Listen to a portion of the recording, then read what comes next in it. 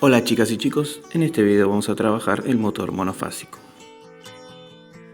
Veamos qué dice el apunte que tienen de forma digital disponible sobre este tema. Este motor funciona con corriente alterna. Son motores que se alimentan con 220 volts de tensión y normalmente son de potencia relativamente baja.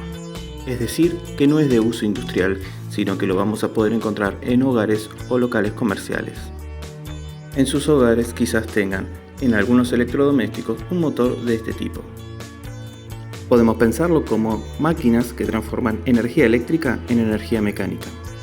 Para lograr esto se basa en los campos electromagnéticos que genera la corriente eléctrica al circular por las bobinas.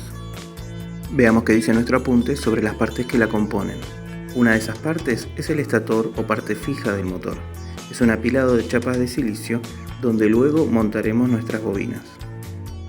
Como pueden ver en la imagen, de forma circular el estator a su vez tiene una serie de surcos por donde irán nuestras bobinas. Al circular corriente por estos conductores generarán un campo electromagnético.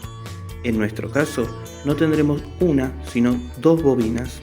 Una de esas bobinas la denominamos bobina de arranque. Esta bobina permite dar inicio al giro del motor y determina el sentido de giro del mismo.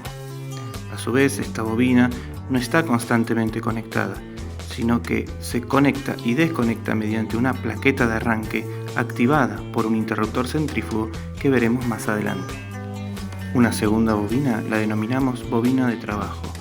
Esta bobina estará siempre conectada mientras queramos que el motor esté girando. Es decir, que es la bobina que mediante su campo electromagnético mantiene al motor girando mientras lo estamos utilizando. En la animación, de forma simplificada, podemos ver cómo al inicio del motor están ambos campos electromagnéticos interactuando. Sobre lo que no trabajamos hasta ahora es en la parte móvil de nuestro motor. Veamos qué dice el apunte respecto a ello. Esta parte móvil, que denominamos rotor, es un apilado de chapas de silicio que están montados sobre un eje. En un extremo tiene el interruptor centrífugo que previamente mencionamos y que más adelante vamos a desarrollar.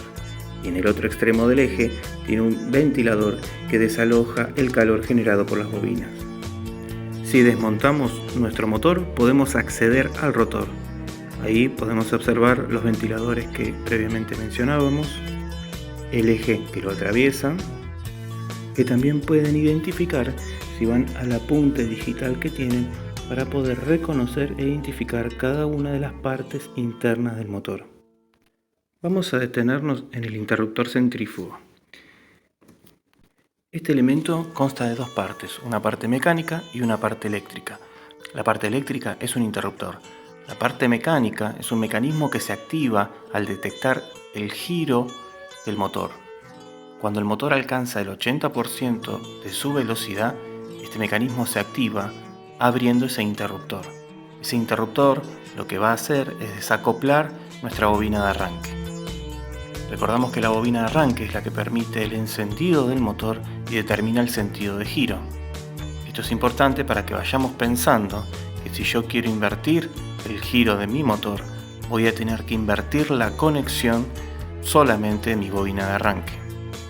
Podemos ver en este simple esquema cómo la pieza mecánica determina la apertura o cierre de un contacto.